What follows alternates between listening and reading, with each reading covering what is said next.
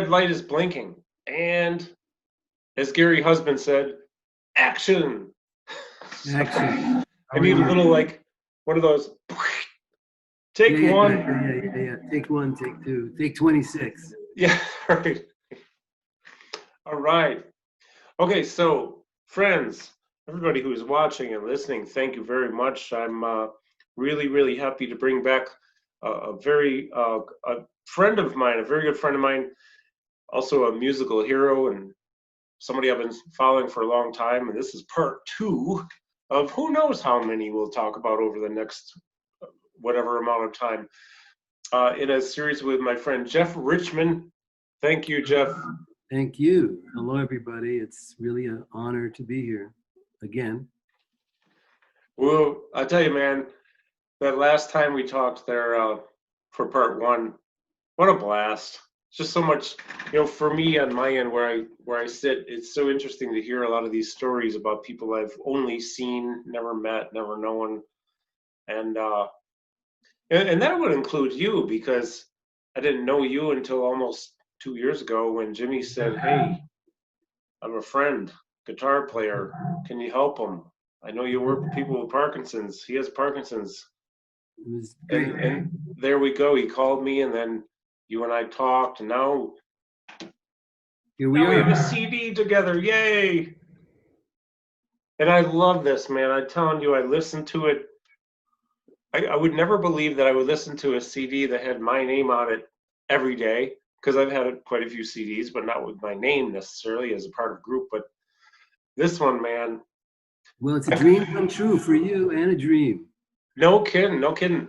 I mean, you and I started talking. I remember you saying, because I was going to teach out there, right? And I'm like, I'm going to teach out there. You're like, I'll come to the work. I wanted you to come to the workshop. You said, let's jam. Let's jam. I suck. It's been 5 years since I picked up sticks. I don't care. There's a studio around the corner from my house, 2 blocks away. Okay, I'll practice. I'm like, well, if we're going to do this, why don't we record? Do something. That's great. Like, make something out of it. And I had a foundation I'd started. Well, that's what's so cool about just jazz and music, how things just happen, like, organically. Absolutely. And you mentioned, well, maybe we can get Jimmy on board, because Jimmy had produced the CD I did like 10 years earlier with a quartet that I was with. He jumped in. Next thing you know, we got Scott Kinsey, Peter Erskine as a guest. You're playing on it, the whole thing, co-producing, Gary Novak and a bunch of others, Bob Reynolds and fantastic. Brandon Fields and Mayer and Carolyn. Jimmy Keegan. I mean, whoa, holy crap, man. Yeah, fantastic, amazing. So now we have a CD, and seriously, I can't believe my name's on it, but I'm proud. I'm so proud. So we turned into a thing, man, and we got to hang out, have fun, and now you're my friend. It's funny. Yes, I am. Well, this is so cool. So that's to me really interesting and fun and just exciting. So as I mentioned in part 1, my son and I, and he was young. He was probably like 8 years old. So this is the mid 90s. We've been listening to you anyways. And then in the late 90s or 2000 or whatever, in the very beginning of YouTube, like 2000, 2001, these videos show up online of you with Vinnie Colaiuta, and I can't remember who else was playing in maybe a quartet. I think at Baked Potato. I remember that one video. That's when I played at this Baked Potato on Sunset Boulevard. It was a different Baked Potato. Okay. It was with Steve Tavoloni and Abraham Laboriel and Vinnie. Yes. And I was just watching it again the other day. I'm like, and we were playing. Man, I know that dude. We did a CD. But I mean, what's cool is we were watching you, and here we are talking now too. And man, what a beautiful. I was just listening to this Baked Potato live. I think it's part 2 CD the other day. Right. Oh man, the arrangements. By the way, for those watching and listening, we had no script other than going to talk about a couple of people who Jeff studied with, and maybe a couple of experiences he had that you might find interesting. Actually, that you know what, that I think it's that performance that you saw. One of the songs is on the Live at the Baked Potato CD. Yeah, I think so. I'm trying to find it right now. Let's see. It's called Cameroon. I think it's the song Cameroon.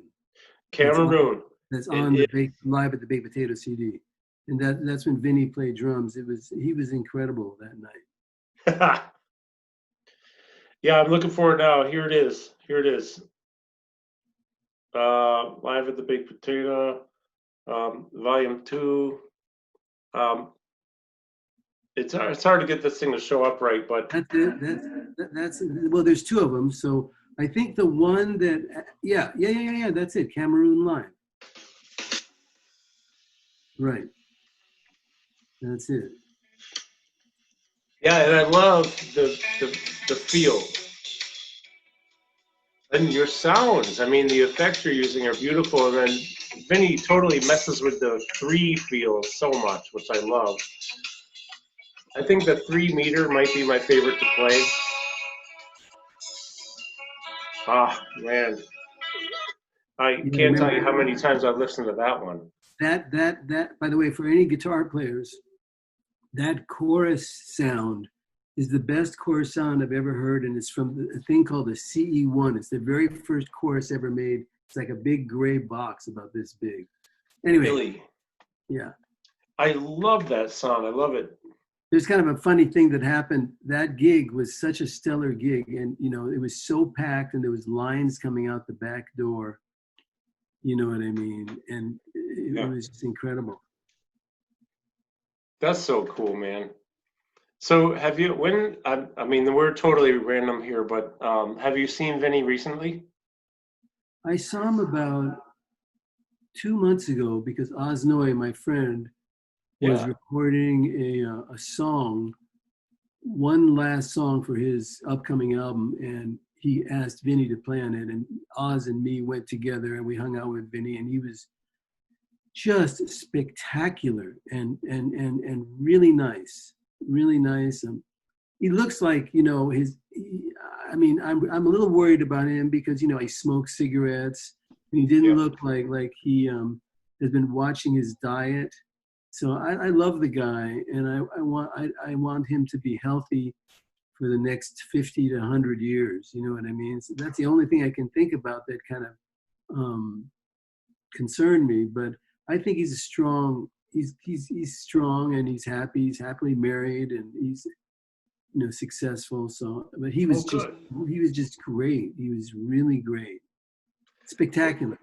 Well, you were saying last time we talked that one of the things about Vinny is that when he comes into the studio and it's like, here's a tune, here's a chart, whatever. He might take it through once or twice. You might want to do a trial take, or he might say, no, let's record. But it's almost like he's known it for his whole life. Yeah, I remember saying that. And that's really interesting to me. It's because time to him is a different thing than time is for me. When time moves with him, he reads so well. His reading is so good that everything kind of slows down when he looks at the music, and he just kind of nails it. And what's so amazing about him is he'll notice one little he'll say that's a dotted 16th note. It should be a dotted quarter. You know what I mean? Really? He'll say you screwed me up, man. You know what I mean? Oh man, yeah. He'll pin and the weirdest thing was, I have a little thing that happened on my record. My latest record called Sizzle, which is already like a couple years old. The song Sizzle, I wrote out the chart, and it was 3 staves, 1, 2, 3 staves. Like the top stave was the melody, the second stave was the chord voicings, and the third stave was the bass line. So what happened was I kind of, if you can see the music, like let's say, let me just get a piece of music out. Let's say this is the music. I had this melody here when it should have been here. I had the melody here, and he had different, and it was just switched, you know, the melody. Yeah. That's all. The melody, not the bass, not the chords, but the melody. Drummers don't even look at the melody. Yeah, right. So the funniest thing was, I said, okay, I'm going to go out and get some pizza. Why don't you guys go ahead and record without me? Because he was all ready to go. So I went out and got some pizza. I came back. There's nothing going on. There was nothing happening. They said Vinny couldn't record because something was weird with the music. He had to wait. And that screwed him up. The line, the wrong melody. Oh. Because he's got perfect pitch. He can hear the melody, and it wasn't right. Oh, really? His perfect pitch? I didn't know that. Yes. Interesting. So that was kind of mind blowing. I said, Vinny, just look at the bass line. You know, for those 4 bars. Yeah. Talk about a roadblock, huh? Yeah. So I mean, that's how like tuned in to reading music is, and that's why, you know, Frank Zappa loved him. In fact, there was interviews of Frank Zappa saying Vinny is the best reader I've ever met in my life. Yeah. Yeah, I've read some things like that too. I remember another thing about Zappa saying that the overall chemistry of the polyrhythmical dynamic and anticipation of where they're going to go, what they're going to do, was the best that he had ever experienced with Vinny. Yeah, interesting. Wow. I've seen Vinny a couple times. I saw him with Jeff Beck, and that was really good. Jeff Beck sounded amazing to me. I couldn't believe how good he sounded. And Tal Farlow was on bass, and the keyboard guy, I forget his name, but he's great. And then saw him with Herbie Hancock the year after with Tal, and whoever was in the band. They actually had Greg Fillinganes on keys too, which that was good. Yeah. It's like an all-star group, man. Sure. The Rochester Jazz Fest. It was right after Herbie won the Album of the Year for Imagine. Okay, I remember that time. It was I think it might have been the Imagine Tour, as a matter of fact. Okay, yeah. That was really good. I actually have a bootleg recording of that one. Oh, wow. So I bootlegged a lot. The interesting stories, man. So let's go back a ways. So you were mentioning to me that you studied, and maybe was this at Berkeley with Matheny and Mick Goodrick? Yeah. And somebody else. What was the other person? Well, the other guy that I studied with was a guy named William Levitt, and he was the head of the guitar department. Okay. He was like an older guy. You know, back then I was in my 20s, and Matheny was in his 20s. I think Mick was maybe in his 30s. Okay. Well, what was Matheny teaching there? Was he? Circumstance was that Matheny was from Lee's Summit, Missouri. That's where he's born. Okay. And he went to North Texas, or maybe, he went to some festival or some kind of event. But he heard Gary Burton play, and he told me this himself, so it's totally true. He said when he heard Gary Burton play, he said, I want to play with him. Ah. And then his focus, just went to that. And he somehow, I think he met Gary Burton. He went up to Gary Burton and he introduced himself. And Gary Burton heard him play, and Gary said, "You sound great. You're amazing. Why don't you come up to Boston and I'll get you a job teaching there." Oh. So he was 19 and I was 19. And I think I remember I think it was my second or third year at Berkeley. I was living, my family lived in Hawaii. So I just came back for the summer break, from the summer break. And I found out that there was this guy named Pat Metheny that was this incredible guitar player, and he was teaching at Berkeley. And I quickly figured out, I went to his office. I tried to find him as quickly as I could and asked him if I could take lessons from him. And I don't know, I was so lucky that he agreed. You know what I mean? That he said, yeah. Well, he's put out some great stuff over the years. But anyway, he taught, I think he didn't have that many students. He had maybe 8 students. Uh-huh. Yeah. And I was lucky enough to be one of them. Like I was pretty terrible, I have to say. I wasn't as together as you might think. And you know, my first lesson, I remember he sort of basically said I sucked. You know what I mean? He was totally brutally honest, and he was. You know, the thing is, I was a pretty secure guy. I had a really great girlfriend. I was a happy guy. I wasn't into drugs or drinking, so I could take it. I could take the heat. And when he said something like, it's just not happening. It's not, you're not, I would like get it, you know, and I'd say, I know I'm not, you know what I mean?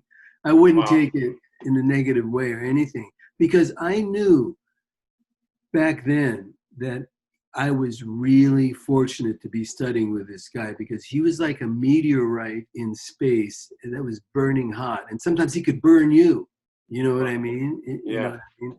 And he was very confident, and he knew exactly what was going on. And it's even like, I remember our first lesson, he said, learn these 5 tunes. And I still, to this day, which is over 50 years ago, whatever, around 50 years ago, maybe not, no, not 50, like 40 years ago, I still play these 5 tunes. It was, I'll tell you what they are. Yeah. All the Things You Are,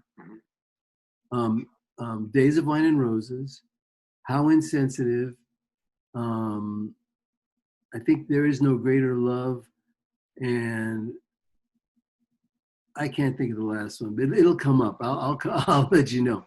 Okay. So those 5 tunes. And then like maybe the next lesson, he said, check out this new tune I wrote. And he showed it to me, and it was Bright Side's Life.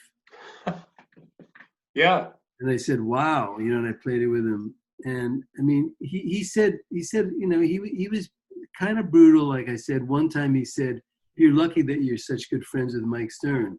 Because Mike Stern was really great back then. I said, what do you mean? He goes, because he's really good. And I said, yeah, I guess I'm lucky. And that was about the worst thing he ever said, to be honest with you. He was pretty cool.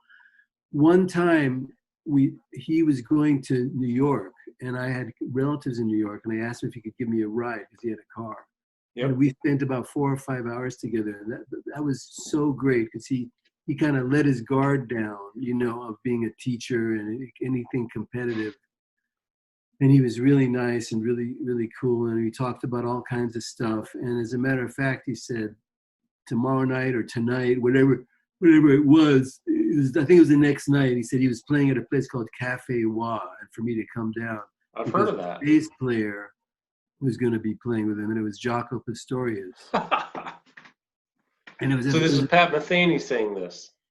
Well, it was just a gig that he was. Yeah.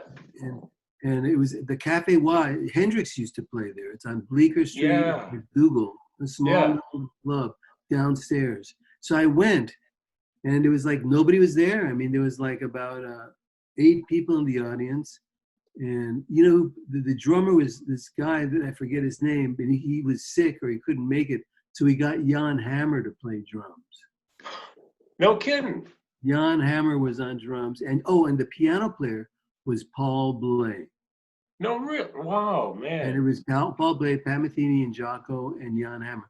And it was just another gig. It was just jamming. It was okay. It wasn't like mind-boggling, actually. Yeah. So that was pretty cool. And then the other thing I remember is we did an ensemble, and I was lucky enough to do an ensemble with him where we performed. It was me. It was Pat, of course, who was the head of the ensemble. It was me, Mike Stern, Michael Thompson. Oh, wow. The legendary like studio guitar player. Who was amazing. A guy named Jay Azalina, who's a great guitar player, lives in upstate New York. A guy named Mitch Kudley, who was just a friend of Pat, very good guitar player. And then another guy that was a friend of his, I can't, his name escapes me, but anyway, it was 6 guitar players that were his students. Wow. And we did a performance. It was really cool. It was really amazing. And then the final thing I want to say about Pat is I took a lesson with him before I moved to New York. And it was a great lesson. He was really cool. And he goes, so what are you going to do now that you're finished with Berkeley? And I said, well, I'm going to move to New York. He goes, what are you going to do there? And I said, I just play with people and learn more. He goes, oh, man, why would you do that? You know, I said, well, because it's New York. I don't know. What do you mean? He goes, man, I'm going to do my music and tour around the world playing my music with my band. That's what I'm going to do. Mm-hmm. So that's what he did.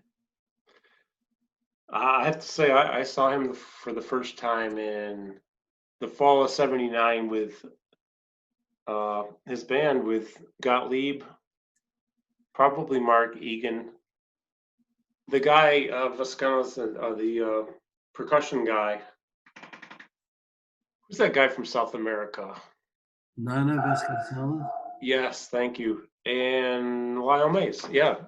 And well, I cried. I cried during that concert because I couldn't believe how beautiful it was. And then I think I bought like 5 albums the next day of him. Wow. Well, it was heavy. There was a club in upstate New York called The Office, a jazz club, run by this guy that I went to Berklee College of Music with. So I played there one night. It was a piano player. I forget the piano player's name, but the bass player was Mark Egan and the drummer was Danny Gottlieb. Oh, wow. And I knew Danny Gottlieb from earlier. There's a guy named Gil Goldstein. I think I mentioned him in the last video. Yeah. He was friends with Danny, and that's how I met Danny.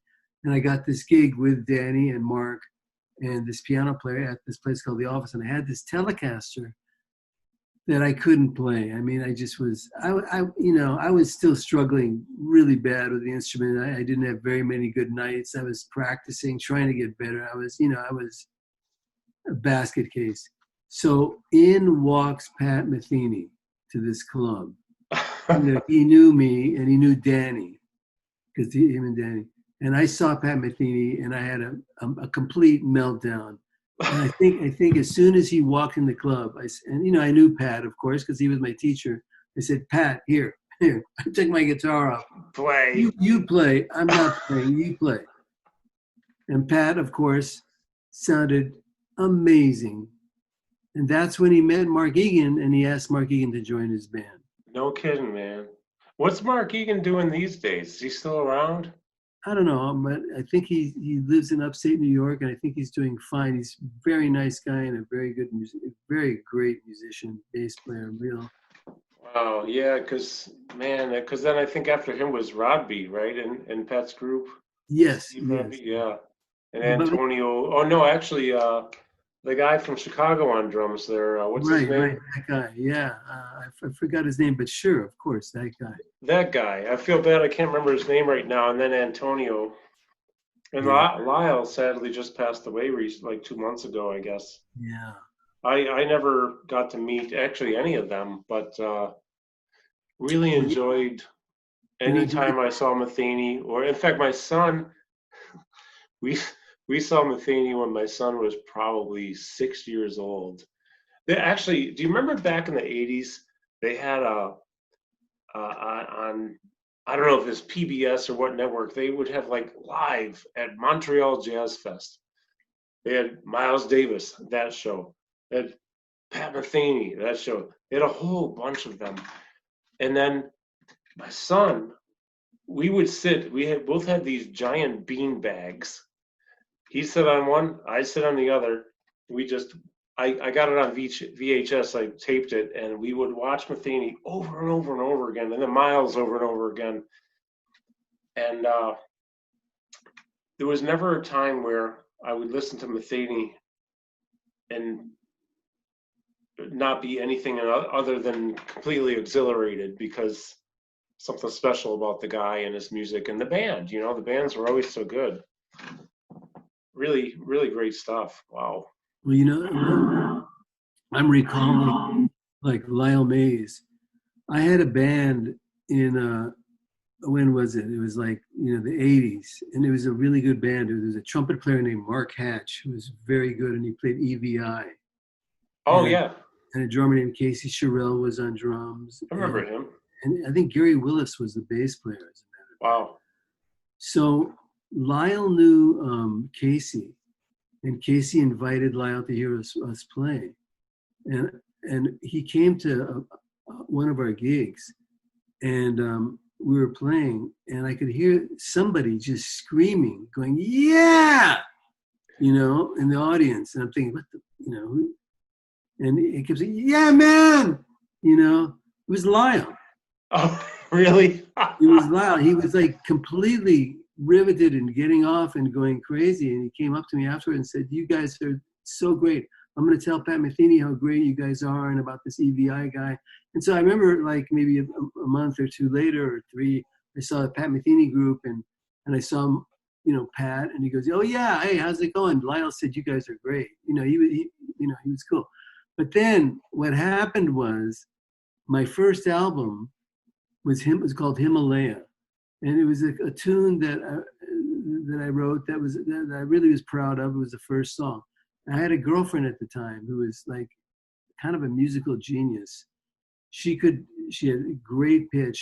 She could sing all these harmonies above each other, and we would do Bach duets, and she would sing the one Bach, you know, the lower, the upper, it didn't matter, and I would play along. So I had her sing this kind of a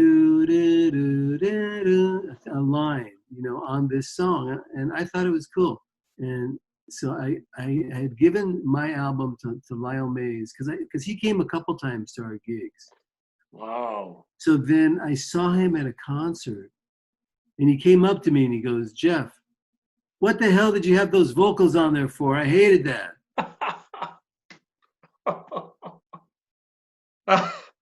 And then years later, that there was vocals on all these Pat Metheny albums. Right, I know, yeah, because he had vocals on so much stuff like First Circle and. So whatever, it's cool. I mean, he just was being completely brutally honest. Interesting. What about Goodrick? Is Goodrick still alive? Because I think so. When Berkeley, he wasn't. There was a lot of gigs that I saw Timothy and Mick Goodrick doing duos. Yeah. In club. Right. And it was just spectacular. It was fantastic. It was unbelievable. It's like Pat Metheny was so incredible, but then Mick Goodrick, he stepped up to the plate, and he was not at. They were. It wasn't like one was better than the other. They were both like outdid each other. So at that time, Mick Goodrick was around. I took lessons from Mick Goodrick, and he was a completely different animal than Pat. Now, Pat was a young go-getter, and Mick, he was just.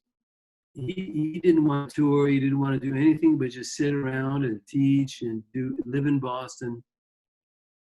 He was, anytime anything bad was said, he'd say something good. Oh, that's cool. We would play together, and he would balance everything out. You know, we would play together, and I took a horrible solo, and I said to him, "I just took a horrible solo," and he goes, "Well, your rhythm playing was really good." You know, he would never rock the boat in any way. And he was a wonderful teacher because he did all these weird things. Like he would say, okay, a lot of times it was group lessons. There'd be 5 or 6 of us students together. And he'd say, okay, play this real easy vamp, like on D minor. Now, when you're playing, look up in the sky and play. Now, close your eyes. Now, open your eyes and look at the fretboard. And then now open your eyes and look at the other guy's eyes. Look into the eyes. So you had to play like 5 ways, you know, like looking into each other's eyes, looking up in the sky, looking at the guitar, closing your eyes. And, you know, and to see how we felt when we played. Mm-hmm. So it was kind of a very philosophical, kind of not spiritual, but sort of like really thoughtful and really kind of deep. Well, that's cool. I just looked him up. He's still alive. He's 74 years old. It doesn't say a lot about him here, but I don't want to get distracted while we're talking. But well, what was cool about it, it was like so cool to have a young lion, a young kind of just say what he felt guy, Pat Metheny, a very thoughtful, philosophical guy. And then on top of that, believe it or not, I had a third lesson. I had 3 lessons every week from William Levitt, who was the head of the guitar department at Berkeley. And he was just like a total trip. I mean, his thing was basically chord solos. Okay. So I wrote out chord solos for him, and he was just like kind of a giggly, goofy, sweetheart guy. Oh, and I do remember I was so inspired by Pat Metheny and his energy that, in other words, I had him for about a year. And then after the year was over, I went back to Hawaii, to where I live, like I told you before, but this time was the next year I went to Hawaii. And this is the truth, I was so inspired by Pat Metheny that I took the real book, and that was when the real book was just put together. And imagine, I'm in Hawaii. My parents lived right on the ocean. Beautiful Hawaii. I sat in my room every day and played every single solitary song in the real book in all 12 keys. No kidding. Yeah, it took me the whole summer. 12? Holy cow, man. And I did that for Pat Metheny to wait for him to say, "You sound better, Jeff." That's commitment, brother. He never did. But it's commitment still. Wow, man. Yeah, because I remember when the first real book came out. I mean, the original version, and now they have multiple versions. Well, it was two guys that were my classmates that put it together. Really? No kidding. Yeah. Wow. I'm not going to mention their names, but. So going back now, was Mike Stern a Berkeley guy? Yeah, he was. What happened with him? Like, he was around when I was around, and he was taking lessons from Pat when I was taking lessons. The whole thing. Yeah, he was around. Except the thing is, he went to Berkeley 2 years or so before I went, and then he went back to Washington and played in a rock band. So he had a lot of experience when he came back to Berkeley. Okay. He was there. Yeah. Yeah, I know we talked about this last time, but I've seen Mike many times. Got to meet him quite a few times. A local guy here, his name's Tom Vergandi, bass player. Probably 15 years ago, 20 years ago, when he lived in New York a lot. Vergandi was doing the Chuck Mangione gig, playing bass, and I've worked with, Vergandi a lot since the early '80s, but. He and Mike used to get together and do duos at Mike's apartment in New York. Sure. So anytime I saw Mike, so hey, Tommy says hi, blah blah blah blah blah, and Mike always seemed pretty cool. And another friend of mine has worked with Mike in regards to like help driving him around, like at the Victor Wooten base camps and stuff. And I know Mike likes to swim. And if he doesn't swim, he's not happy. So, right. Which is cool. I mean, he has a structured bunch of stuff he likes to do now. And I know back in the early '80s, there was a little different story with him, with some problems with this and that. But even during those years, I saw him with Miles, fall of '82, Grant Park in Chicago, Marcus Miller, Al Foster.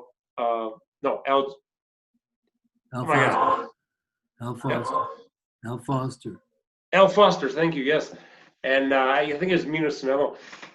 And wow, man, I mean, they were just smoking. Yeah, I love that. It's the only time I've seen Marcus Miller in my life, and he was probably like 22 or 3 or 4 years old, and he was just commanding the instrument. Like, incredible. He's an amazing musician. And Mike was, oh my God.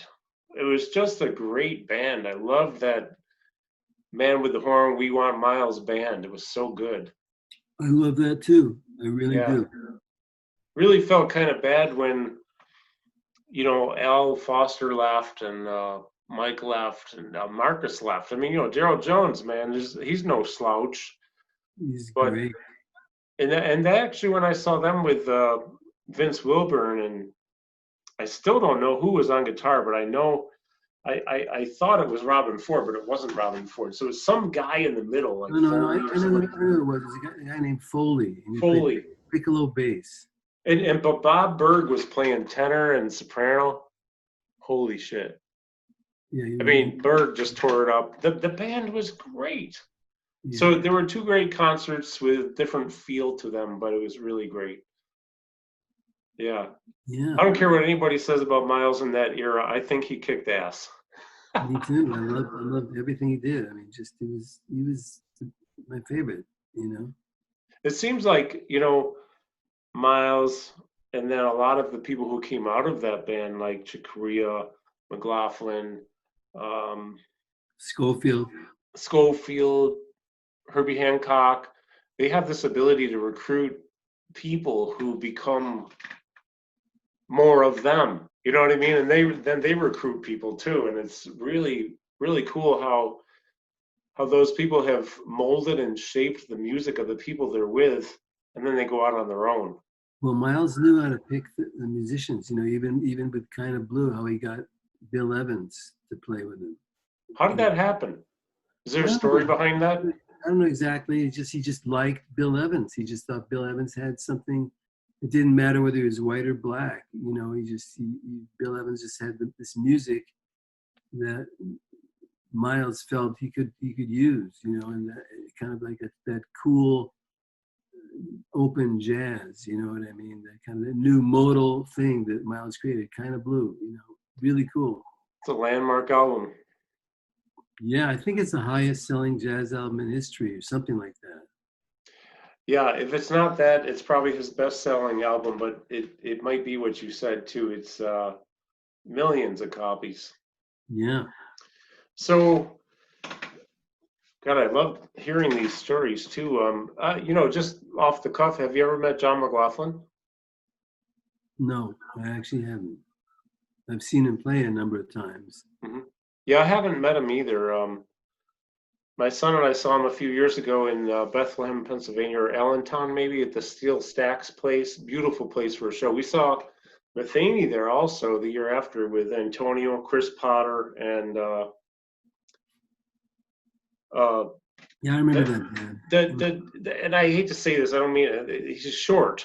He's a bass player. He's not very tall, and he plays his ass off. If you say the name, I'll know it. But I don't know who the bass player was the four of them. But before that, then there was the McLaughlin, Gary Husband, Ranjit Burrow, and Etienne Mbappe. Of course, Gary and I have gotten to know each other fairly recently and talked a lot. And we talked a lot about the McLaughlin thing and Alan Holdsworth and some other people. McLaughlin was a big influence on me, and I'm a drummer. That's okay. I mean, he did great things with time signature and over superimposing things. You know, it makes sense that you would like him. Yeah, and of course, he always had some players with him who I loved, like Cobham in the day, and then Michael Walden. Well, the drummer that plays with him now is really good too. Isn't it that guy named Ranjit? He's an Indian guy. Love that guy, man. That's who was with him when my son and I saw him. It was just beautiful. And then, of course, Gary Husband he's talented on both keyboards. So then Ranjit and Gary would do like these drum trading offs and wow. Yeah, that was cool. Yeah. So interesting stuff. So tell me, I didn't. So anyone who's watching this, and we didn't know what we're going to talk about. We had a couple of ideas. I have one that I want to ask in a while, but right now I just thought of something else. So Jeff, what was your first solo album release? What was the name of it, and what year? It was like 1986, and it was called Himalaya. Okay. And what was interesting is I always wanted to go to the Himalaya mountains. I just really wanted to go to Nepal. And I think I had just gotten some money. I think it was when it's when I came into like a few $1,000s. It wasn't a lot of money, but it was more than I normally had. And I wanted to go to Nepal. Mm-hmm. And I thought to myself, what do I do? Do I go to Nepal or do I invest this money and try to make an album? Should I do the travel thing or should I do the career thing? I ended up making an album. So I did the album, but I called it Himalaya. Oh, cool. And That's then great. maybe 10 years later or so, I did go to Nepal. Oh, really? You did? Yeah, I've always wanted to go there. I have books about it, and some of them are big and they were expensive to buy because the resolution of the photos is so beautiful. And I know people now who either live there or they're from there who live here where I live, the mountains, Kathmandu. Well, You one go to time, Kathmandu? yeah, I went to Kathmandu. Oh, I want to see the mountains and the architecture too, you know? It was incredible. And I met this guy there that was really kind of a fearless traveler. And we did a bunch of amazing things, for about a week. And then I went to this other city and I rented a bicycle, which was kind of stupid because I went on this trekking trail. And it was really hard to get up on this trekking trail with the bike. It took me all day. And I met these two little kids and I hung out with them and they helped me. Anyway, when I went up to this little mountain, it wasn't a village, it was just a mountain. I don't know what you would call it, but it was in the Himalayas. I had a cassette of my album, Himalaya, and there was a cassette player there. And I played it for all these people, like maybe 20 people. I played that album. I said, This is called Himalaya. And I did this because I wanted to, I explained it to them. Yeah. That was kind of cool. That is cool. And then you know what happened? I spent the night in some bizarre place. It's called the guest house over there, where you can stay at people's houses and they cook for you. It's like $1 or something. And then in the morning I got on the bike and I'm up in the Himalayan mountains on these trails, which was kind of dangerous because they were kind of, rugged. Yeah. And my chain broke. In the mountains, there's no place to get a chain. No. And I walked and walked with the bike. And you know what? It was the right thing to do. It was almost like the universe was telling me, slow down. Really? And I just walked through it was so memorable because I saw everything slower than it would have been if I was on a bike, like freaking out. Sure. So anyway, that was kind of cool. I bicycle a lot, almost every day. And it's funny, about a month ago, my chain broke. But I've been on that trail like literally 1,000 times at least. So it's not like I needed to go slower to see anything because I've ran there and walked there and take the dogs for walks there. But I see. But still, though, at the same time, here's an analogy. Not that anyone needs to hear it, but they're going to. So I've driven to Texas from Syracuse, New York, many times and back to see my sister. I love to fly, but sometimes I'd rather drive and see some friends along the way and visit for lunch, dinner, whatever, and then keep going. Sleep in the car, the rest area, whatever. So most of the time I'm on a highway when I'm driving to Texas. But in 2005, when my son graduated high school, we had a dream for literally not 20 years, probably 10 to 12 years, that once he graduated, we would do an epic bicycle trip, probably to Florida. But my sister talked us into going to Texas, which is only like 200 miles further from here than where we were going to go in Florida. So we set out, I had this all planned like 9 months in advance with what roads and all that. So we're riding to Texas on our bicycles. It took a little over 2 weeks. We turned it into a fundraiser for the Children's Hospital here. So we had a lot of donations of like rooms to stay in for hotels. I think every night except for 2 nights was donated. Subway gave us gift card. We ate more Subway subs on that than we needed them because we were burning so many calories, but we were going slower and we were seeing things like I had driven some of those roads, some of them off the highway. Man, you see shit different when you're riding than driving, and you see stuff different when you're walking than riding a bicycle. And it's very interesting. Yes, of course. Yeah. Okay, I get it. Yeah, sure. Yeah, and so like you were saying, it might have been time to slow down. And Uh, I'm so glad that happened. And then I found this like little road and I glided all the way. I mean, I just, sat on the bike and went all the way down. It was really cool. it's funny when my chain broke. I was at the trail, so I hop on a pedal line. I've got a left leg on the left pedal, right leg push, push, push, push, get to the top of a hill, and then it's all downhill to my house for like a half a mile, right into the garage. Right. That's funny. That's cool. Nice. So I have a question for you before we get into another thing that we had talked about. When you write, because you've written so many beautiful, just fascinating, and like I love so much of the writing that you've done. Where does that come from for you? Like, I've never written a song in my life, and as a matter of fact, I taught a songwriting class, 2 different classes in my life, and I've officially decided that if I had to save my life by writing a song, I would die. So, where does it come from? What's the inspiration? Are there multiple, or is it time related, like now related, or? What happens is I get like, and I don't know, it's different every time, but some kind of inspirational moment. It could be like when I'm sleeping and I hear like a little melody, and I get up and write it down, or I go hear a band play and I like this chord progression, and I just kind of steal it, or I like this groove, or I hear a CD and I like this one chord movement and I try to figure out what it is. Or like, I'll give you another example.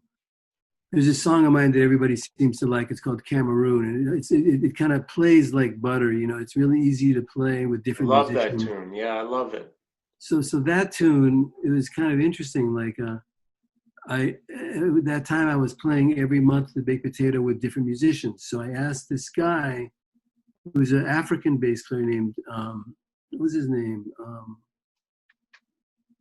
He played with Paul Simon, and he lived in LA for a while. And he was from Cameroon, a bass player. Armand Sabaleko, that was his name. I remember him, yes.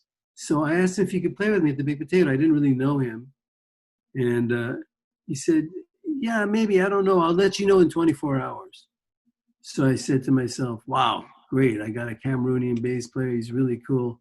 He's really good at 6/8, I'm sure. And I got like this inspirational moment because of him saying that he might play with me. Like just something took me over, and I thought, I got to write something.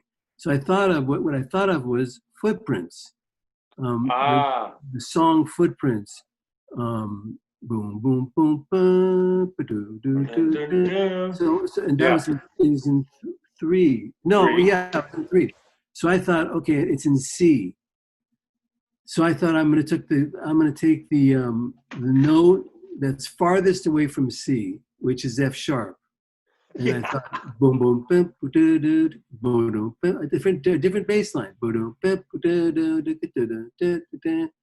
It's not anything like Footprints, but it was sort of inspired by Footprints and by this guy Armand Sabaleko.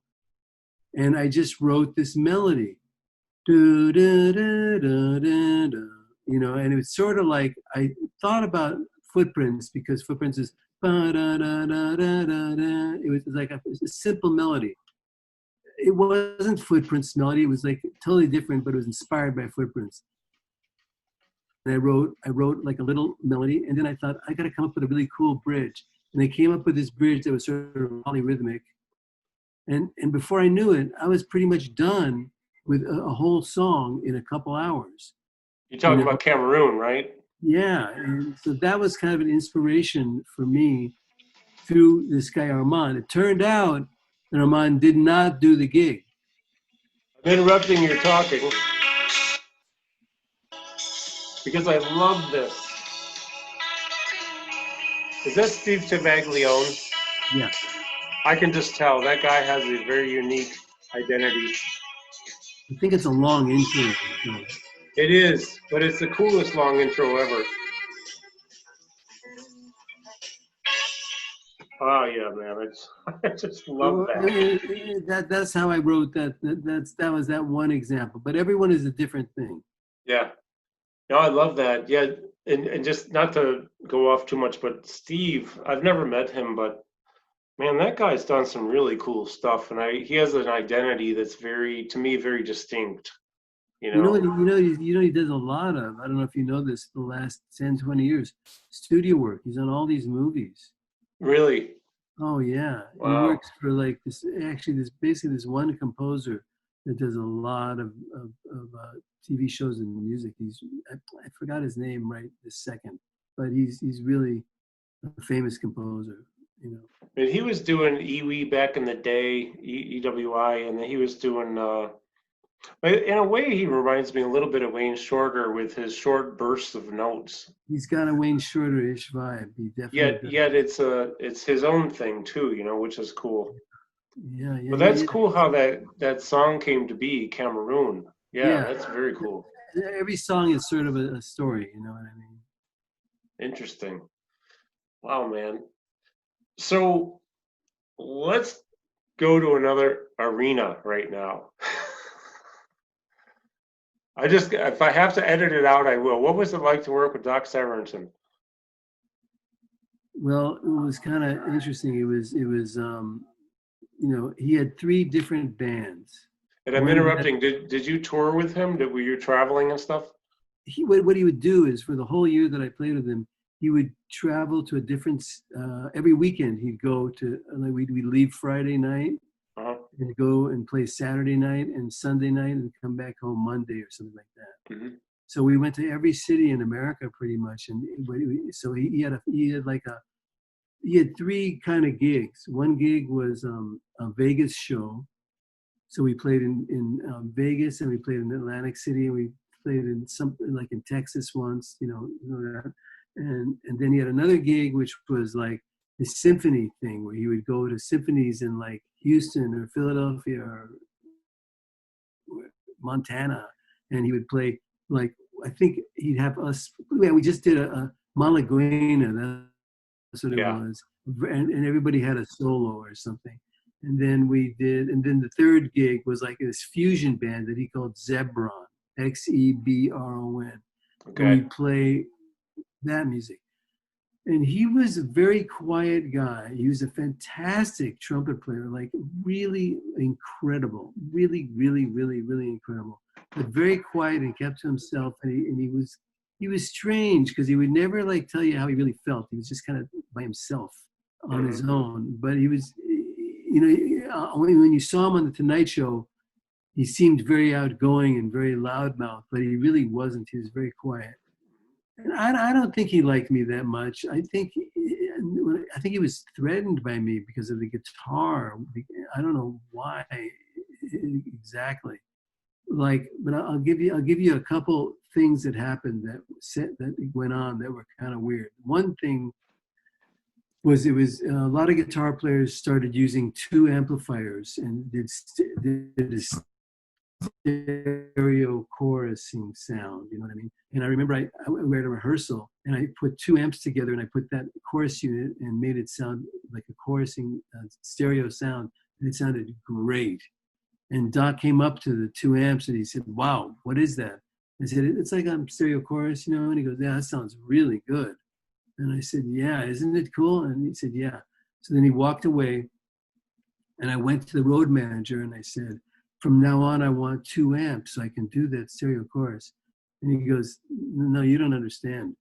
Doc said that sounded great. That means he doesn't want to hear that again from you. He doesn't Really? want you to sound great. Oh, wow.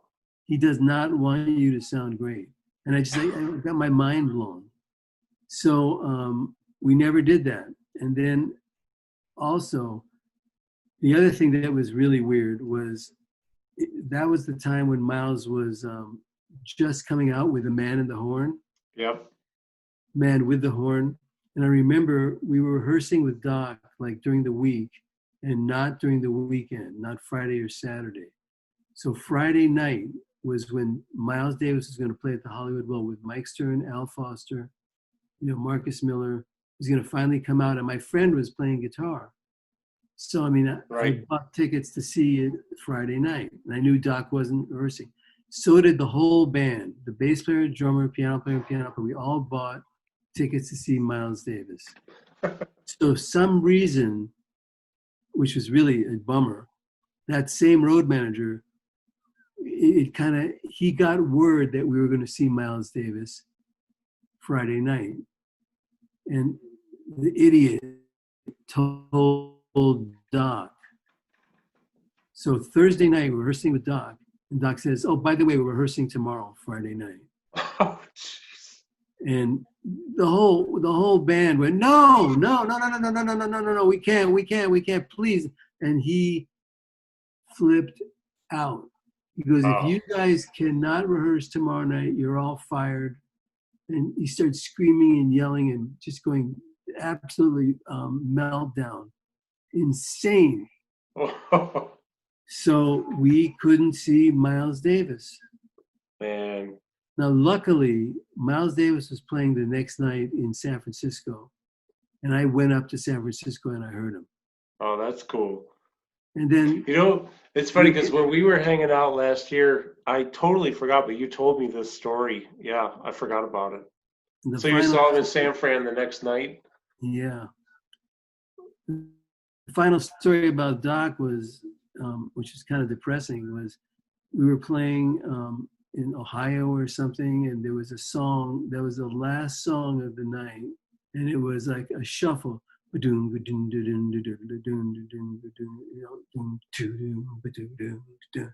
was, he soloed, and then my solo was after his, and then that was the end of the performance. And I had a 335 guitar, which is got F holes in it, so if you turned up, it would feed back.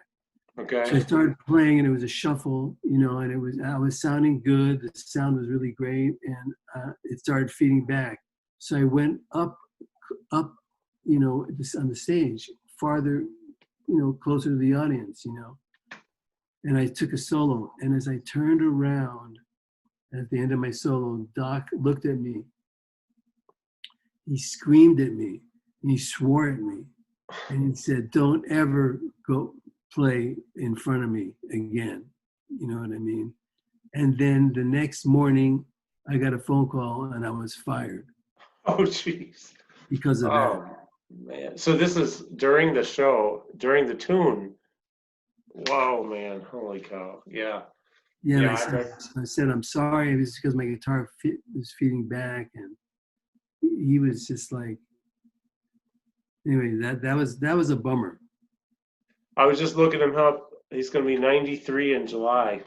I don't know if he's still playing or not. He came here to Syracuse at some point in the early 80s, because the guy who ran the symphony here back then, Calvin Custer, who I worked with a few times, he was a genius, actually. We didn't do symphony stuff. I just did shows like Superstar and whatever. I was always a sub for anything with him, but like Buddy Rich came in with Barry Kiner and Tom Warrington, the little trio with a symphony gig. I don't know who else came in, but I know for sure Doc came. Were you ever in Syracuse with Doc? Do you know? Do you remember? I did play in Syracuse with Doc, but not with those guys. It was with the band that he had.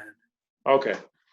Yeah, and I might have actually, at the time you were here, I might have lived in Chicago. I was there for 2 years, from like early 82 to early 84, where I got to see everybody like Dexter Gordon and, oh my God, Miles. Yeah. Well, Doc was a fantastic musician, fantastic player. So he was a little insecure. I don't know why. I mean, he didn't have to be. I mean, he was on top of the world. He was making all kinds of money, doing all kinds of gigs. Yeah. It was a little sad, Yeah, sure. So, well, before we, wind down a little bit in the next few minutes, and if we record too long, nobody's going to listen to the whole thing. So if I keep it under an hour and a half, it's usually pretty good, especially for musicians. They'll pay attention this long. Sure. I'd listen for hours, but that's my thing. I love to hear. To me, what this is like history. It's history of things. Like I remember where I was in '79 when I went to audition at Berkeley and missed my audition because I'd driven all night, fell asleep in a hotel room, and slept 12 hours. And I mean, I'm a responsible guy. I show up for everything, and I couldn't believe I did that. But Matheny was there. Well, maybe not in '79. I know he had been there, and Welko was there, and Vinny was there, and Steve Smith. All these people. You were there. I didn't know you at the time. I mean, I hadn't heard of you at the time, but it's to me like that whole era. You know, there are different eras of music because when it comes to like, let's just say jazz, because people like to categorize music. I don't, but to me it's just music. But let's use jazz. You got the 20s, 30s, 40s, 50s, 60s, 70s, 80s, 90s, and now, and they're distinctively different. A lot. They're different periods of time, different eras, and there was a lot of really, really cool stuff going on from, it seemed like basically Miles, when he launched Bitches Brew, all kinds of stuff happened. The Fusion era started, if you want to call it that. You got the Mahavishnu, you got Billy Cobham and Spector. It was that whole thing, you know, like 1969, you know, like yeah, Jimi Hendrix, Led Zeppelin, the whole Vietnam thing, you know, the rebelliousness. And you know, Bitches Brew was like 1970, I think. It was right at that time. right. It was just a great crossover album. You know, it was just, you know, it had elements of everything. You know. Yeah, it really did. And then, you know, Miles took a break for a while, but at the same time, after a few years in the '70s, he took some time off. But all these other people, you know, Return to Forever and Herbie and the Headhunters and Mahavishnu and then off branches of that. And then you get into the '80s. You got, I don't even know who. I can't think of all of them. You still have the same people moving forward. I loved Weather Report. Oh, of course, yeah. How could I leave them out? I was just talking with them about them with a friend of mine today, who I was hanging out with. They were so influential to so many of us, you know. And then they all have pretty much all have solo careers too, and other projects that were so important. And Steps Ahead started up, and all these bands, you know. Yeah. It's a really fun thing to be involved with. And think about like Vinny was with Zappa, but so actually when I saw Peter Erskine, because I had already known him for quite a few years, and so back in '83, I think it was the very early '83, like February or March, I went to the Park West in Chicago. You've probably been there, right? The Park West. Yeah, I remember that. It was Steps Ahead. It was Gomez, Grolnick, Michael Brecker, Mike Minieri, Peter Erskine. And so I see Peter after the show. Hey, Carl, what's up? And blah blah blah. And you were talking, and I said, "Hey, how's Weather Report?" So I quit. I'm done. Jocko and I left. It's like, I wanted to say, "You're out of your freaking mind." It's the best band in the world. So, yep, we had to move on. And well, did you see that? Did you see that movie that the guy made about Jocko? No, I have not seen it. No, it's pretty good. I mean, there's a like Pat Metheny isn't in it. There's a couple of people that aren't in it. It's pretty well done. But there was one thing that was really cool. It was Alfonso Johnson, and since he's a friend of mine, I liked. He's so like. She showed no emotion in a really cool way. He was really cool, but he was being interviewed, and he goes, "I remember I was in Weather Report, and I went to the rehearsal hall, and I heard in the other room Jocko playing with Joe Zawinul, and I thought, I think it's my time to leave."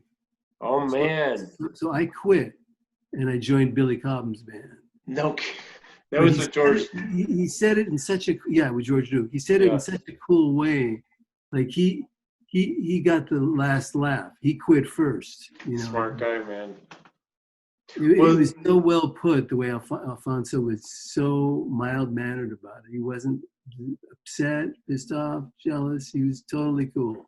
Man, so I don't know the year. It's either 82 or 83 where I saw Erskine and with Steps Ahead, and I'm trying to place it. It doesn't really matter, but here's what I know is I was just for about 3 years really, really, really into Vinny because my introduction with him to him came through the Zappa "Shut Up and Play Your Guitar" 3 vinyl set. Oh yeah. It's all just, it's like the polyrhythmic Bible. Right. And I'm freaking out. And literally to this day, when I listen to that, I still freak out and I love it. And that's like a young Vinny in his 20s. So I'm thinking, and I had just seen Chick Corea with Tom Breckline, Al Vizzuti, Steve Kujala, and Bunny Brunel. I'm thinking, okay, wait a minute. Vinny should play with Bunny Brunel and Weather Report. That would be a good Weather Report. Of course, then it ended up when they came to town in Chicago at Park West, which I saw Weather Report with Omar, Victor Bailey, and of course it was stellar. It was unbelievable. I loved it. They played D-flat waltz. They played the other one I love that Scott Kinsey put out recently, Sure. Where the Moon Goes. Oh yeah, that's great. God, I love that song. Yeah.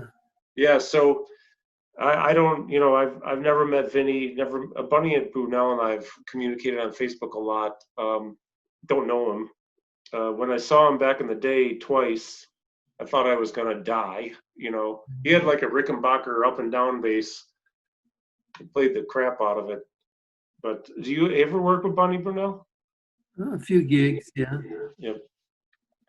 So it was an interesting time, though. Back to what I was thinking, because I tend to go off on these tangents, but I always try to remember where I was at and tie it back. There were so many transitions going on from the 69 and 70 for a couple of decades at least, and it's really, really cool. Yeah. And you were part of that. You're working with these people and you're putting out, how many albums is it now? 15 or 16 solo? Yeah, I don't know exactly, about 15 or 16, and I did like those 6 tribute albums. Yeah, I know. Wow. But I was sort of on the periphery, I was not in the heart of it. I was on the outskirts of it, looking in. But it was still pretty cool. Well, I mean, everyone has their own perspective and how they look at things. My son would be the first one to tell you that when I look at Jeff Richman, I see him in it. Mm. And maybe your perspective is periphery, but ours is, well, you're in it, man, because what you put out is, I've been listening to so much stuff of yours for so long, and recently I've really been listening a lot. I go through phases where I have to I'll listen to one artist for weeks and weeks at a time. I see. Weeks and weeks. That song that I gave you to do the little promo for me, that's a cool tune, isn't that the song The Way In? The Way In, man. that came out really good. You're going to laugh. So after you sent me that, and the thing is I'd heard it before, but I must have been distracted each time, and I didn't hear it the way I heard it this time, or maybe it's where I was in my development as a drummer, but I actually put that one song on repeat because I like to go to sleep I can either go to sleep with no music or no audiobook, complete silence. I know when I get into bed, I know if I'm going to be able to sleep or not with silence. I also know that if I can't sleep with silence and I'll stay awake too long, which is very seldom, I put in usually music first. And sometimes I don't want to hear music. I'm just not wanting to. So I'll put in like an audio book or whatever. So there are several nights in the past, probably, well, since we talked last time, in the past week or 10 days, The Way In was the only song playing in my right ear as I sleep on my left side. There's so much cool stuff on that song. I mean, as a drummer, I can relate best to Vinny playing on that because I understand more about that than I do music theory or anything, although I love what everybody does. But he does some anticipated stuff on that, which is so perfectly, beautifully spaced with no fills leading up to do do do do do do do do, like the forehand and he does it at times when I wouldn't think he would do it, and it He's threw me really, off at first, and it made me laugh because it was actually really funny and cool at the same time. he does a lot of unexpected things. You know, that's what's so amazing. Surprises. The bass player was Gary Willis, who's no slouch either. Oh God, that guy, yeah. I mean, I'd never seen him live. I've really admired him for so long. Yeah. It's a good track on that album. The Way In is the song "Pygmy People." Oh yeah.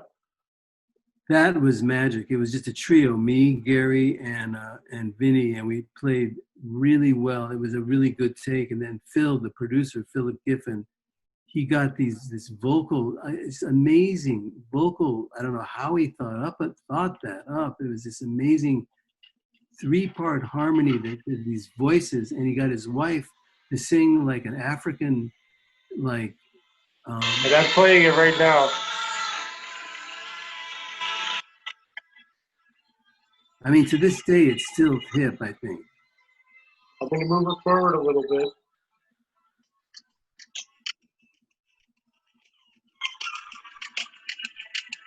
That's the end. I love that too. That the voices are amazing. Yeah, the voices just put it into a whole nother place.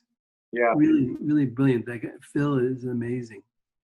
It reminds me a little bit of what Kinsey did on Song for Barry on our CD. Yeah, exactly. You're right. When he did the African voices, I remember you were with me. It was you and Jimmy and me, and we go to Scott's house, and he's playing back his mix at the time, and we're listening and we're hearing these African voices like a choir, and like, pardon my French, what the fuck is this?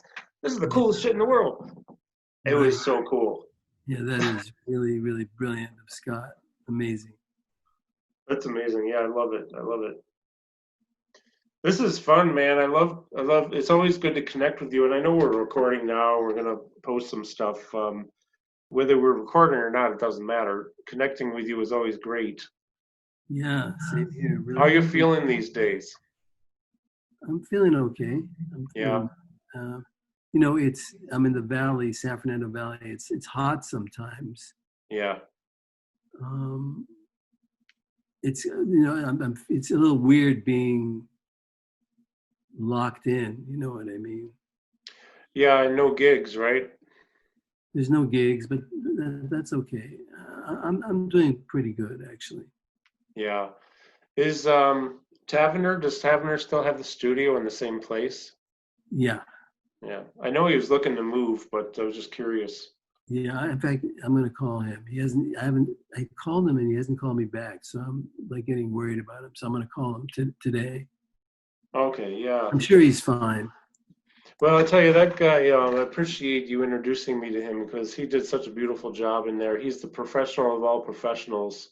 He's great. Like I told him, and I haven't had, 100th of the experience of you and Jimmy and all of you in recording, but I've done, 36 CDs or whatever I've been on, whatever, it doesn't matter. Sure. But the thing is he made it so easy. Yeah. All I had to do was go in and hit the drums and the cymbals for like 10 minutes and we were done. It didn't take 2 hours or a day. Right, yeah, he's really efficient. Yeah, and he's a drummer. I mean, not that matters, but he had like 15 different... It matters because he knows what to do. He had the most beautiful... I couldn't decide. I spent more hours, like 2 hours, trying ride cymbals in the other room and snare drums. And then I finally said, okay, it's down to these 2 cymbals and these 3 snare drums. And I ended up using like 2 different snare drums, one for one song, one for the other. And because it's just the feel of the song and the sound. But man, he's got it down, man. Beautiful selection of things. He made it so easy. I agree. Yeah, so thank you for that. Good. So anyway, are we I don't know how long we've been going on for. What time is it? Well, I actually need to go in a couple of minutes. It's about 4:30 my time. Okay, yeah. I guess me too.